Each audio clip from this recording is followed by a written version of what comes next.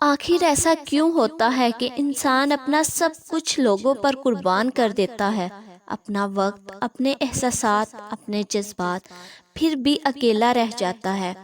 جب اسے خود کسی اپنے کی ضرورت ہوتی ہے تب کوئی آس پاس نہیں ہوتا۔ وہ چیختا ہے، وہ چلاتا ہے کہ کوئی تو ہو جو اسے سنے، سہارا دے، دکھ کا ساتھی بنے۔